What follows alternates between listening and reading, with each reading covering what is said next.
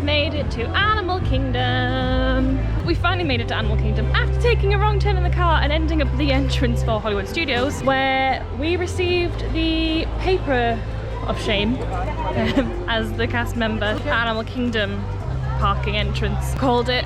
And then apparently they're allowed to give one preferred parking pass away a day to a family, and she decided to pick us.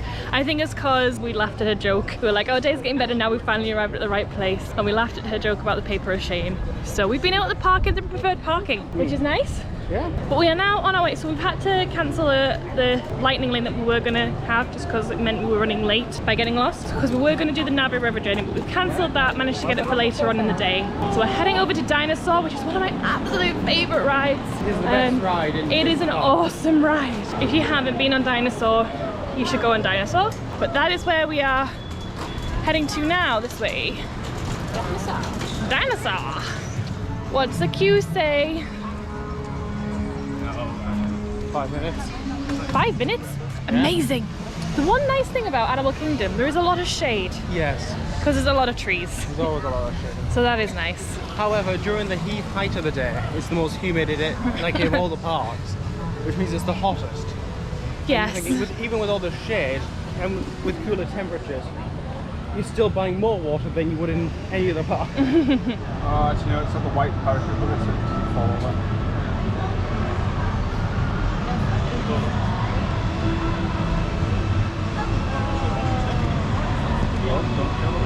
He's going.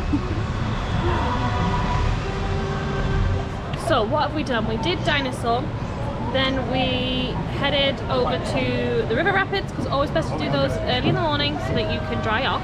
I didn't get too wet apart from the very bottom of my skirt, which is another Lottie Bounds one. This is the Wild Lion fabric, so it's got like the Lion King characters on it, which is pretty cool. Perfect for a day in Animal Kingdom. And now we are sitting having Joffrey's. We've got the Joffrey stand by the monkeys. Now I normally get the frozen cappuccino, but they have iced teas now, and this is the green blackberry jasmine iced tea, and it's actually really nice, and it's not really sweet either. It's really nice and refreshing. And they used to do paper straws, now they do biodegradable straws, so no more having it go soggy in your drink. And we've just caught the back end of the kite show. We're just sitting in this like corner seating area, so the actual seating area for the show is right around here, but we've just here in a seating area. Because where we normally sit, there was people sat there. And I know, how dare they? And I think we're now booking lightning lanes for booking? Everest. Dad used his GoPro 360 for the river rapids, so I'll try and get some of that footage to put in this vlog here.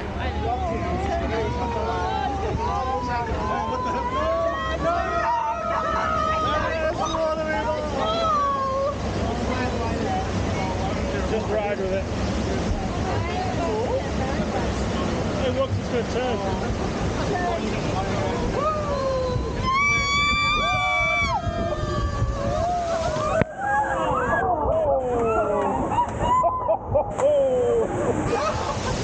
After having tea, we have done Everest. And I forgot how fast that ride was. It's a very fast ride. So now we are in the lightning lane for Navi River Journey. The standby line for this ride is 70 minutes, which I've never fully understood because it's just another version of It's a Small World. In other news, my dad has been getting compliments on his t-shirt. People love it. And I've been getting compliments on my dress. Yeah. So after this, we're going back to Dinosaur. Yep. And then lunch at Tiffin's is the plan.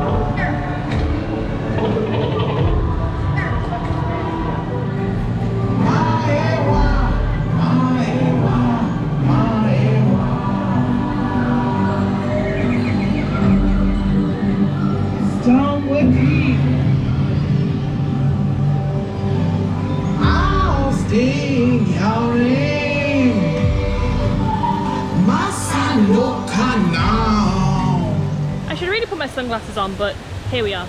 The animatronic navi must have been broken because there was a big hole where it would normally be, and then there was like a projection screen of them instead. So at least they've like had the foresight to think, if there's something wrong with this animatronic, what can we do instead? We'll have a projection of them. But I always think that that's actually the best part of that ride, is the incredible animatronic at the end. So it's a shame that it wasn't there, but at least they didn't just leave a black hole, because it would also be very odd, because the singing voice is also very distinct towards the end of the ride as well. Now we are headed to Dinosaur, I believe. Off we go again, getting all my steps in. Where are we up to now on steps? Just over 6,000. And it's only 25 to 1. Lunch at Tiffin's can be checked off the list. We are now on our way to our lightning lane for Kilimanjaro Safaris. And before we did lunch, we just wandered around some of the shops in front of the Tree of Life. I'm looking for a second Loungefly bag.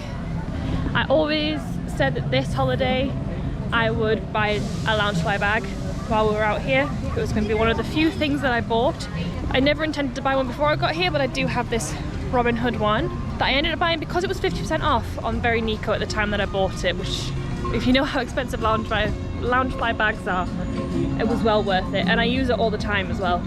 And I'm using it now in the parks, and it holds everything that I need. And it's not too heavy either. But I am looking for a second one. So I've seen some that I like in Animal Kingdom, but I don't want to buy one yet until I know exactly which one I want and I've seen what else there is to offer. Safari time, here we come, and then we're probably going to just stand in the standby line for flights of passage as well. The queue seems to be going down for that, which is good. Again, I'm not wearing my sunglasses, so I'll have to pull those out for Safari. Otherwise I'll be squinting at all the animals. I do have some more animals coming up just on our left side here down in the bushes. These are bongos down here. Both male and female bongos have those horns on their heads. And the horns do slope backwards to prevent them from getting caught on any of this dense foliage as they're moving through these forested areas they call their home. Now I'm sure you're also seeing all these black vultures. Believe it or not, black vultures are not meant to be part of the show here at Kilimanjaro Safaris. These are all wild birds that just really like it here on the reserve, and we're not exactly going to turn away any animals that want to utilize the space. They must have some good endurance on those wings, though, to make it all the way from Florida to Africa. Wow. They only go up for a breath of air every 8 minutes or so. They got these black vultures showing off for us on this side, too, though. Oh, looks like we have some African wild dogs patrolling the area. They're also known as painted dogs, by the way. We have a lot of animals out here that go by multiple names. So you can call them wild dogs, or you can call them painted dogs, but you cannot call them hyenas. Those are not hyenas out there. They do often get mistaken for them for some reason. We're gonna have a great view of these Maasai giraffes out here on our left side. We can tell these are Maasai giraffes because they've got kind of a jagged edge to their spot pattern. We sometimes call that a maple leaf pattern, as opposed to their cousin, the reticulated giraffe, which has a much smoother edge to all their spots. A fully grown Maasai giraffe is about 15 to 20 feet tall. When they're first born, though, they're only about 6 feet tall, so they do have a lot of growing to do to hit that full height range. Looks like we have a couple more Maasai giraffes out there on our left side. I did mention that a fully grown Maasai giraffe is about 15 to 20 feet tall, but just their legs, just the legs themselves, are about 6 feet long. And they give birth standing up, which means that when a baby giraffe is first born, it has a 6-foot drop into the world. That might sound pretty shocking. It's actually very good for the baby giraffe because it jump starts its heart and lungs and gets it up and moving in less than an hour after first being born. By the way, we do call a group of giraffes like the one we've seen out here today a herd or a tower of giraffes. And if the whole group of giraffes is scared, then we can call that a tower of terror. Safari check. I think we're now just deciding if we want to still do the standby line for flights of passage, because I think the queue line's gone up again from what it was earlier on. It feels so warm. Which way do you want to go? down here. So we did the standby queue for Flight of Passage. I wanted to call it Navi River Journey. That's a different ride. And we were queued and we're through and on it and off in about an hour, which is pretty good for Flight of Passage, which normally has quite high queue lines. We did try using the Disney Play app while we're in there, which towards the end got really good. To start off with, I was like, why do I have to play this with 2 other people? I could just play this by myself. But you kind of get to a point where there's some competition mini games, so you do need at least one other person. But it took a little while to get there. But now we have an idea of how it works. We can try using it on other rides, queues. But we have now done everything everything we want to do in here. Sam's bought a jacket and they no longer do like delivery to your resort, so we need to go back and pick that jacket up on our way out, and then we're going to head back to the resort, maybe chill by the pool. I might read a book. There was talk about going to Hollywood Studios, but I mean, it is now 5:45. It does close in a couple of hours. I did suggest Disney Springs, so that may or may not happen, I don't know. I guess it depends where people fancy eating, because although we've had like a big lunch at Tiffin's, we will want something else towards dinner time, even if it's a light snack of sorts. So would we rather have that, find something at Disney Springs, or would we rather eat at the resort? Don't know. But that is us done in Animal Kingdom for the day. It's been a pretty full day. I've walked about 12,000 steps so far.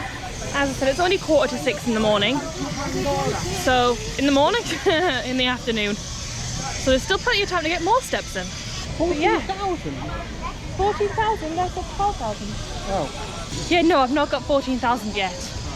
I mean, Dad's at 13 and a half or something like that. Yeah, it was... Mum's also quite high in like the 13s, and I'm like, how have you managed that? Because they have had to take more steps than we do. Yeah. We take strides, they take marching steps. Real slow, commonly. Hence why they're back there. They're still back there. But it has been a good day. Has it been a good day? Yeah, we've got everything we need to do to get done. We got to ride Dinosaur twice. Yeah. Can't complain at that. Dinosaur and Flights of Passage. Love both of those rides. Yes. Although I think my favourite ride will always be Tower of Terror, which will be going on tomorrow. Exciting times. As well as experiencing Star Wars Land and Toy Story Land for the first time. Mum and Dad went to Star Wars Land and Toy Story Land when they came in 2019, but the Rise of the Resistance ride wasn't there then. So they'll be experiencing that for the first time with us as well, but they have been to Toy Story Land and Smuggler's Run. Star Wars Land minus Rise of the Resistance. But yeah, just walking back to the entrance of the park. Via a shop to pick up Sam's jacket. I feel sweaty! Plus, it has pockets! Which I forgot to take my phone out of when I was on Everest, and so I tucked it behind my back and just leant against that.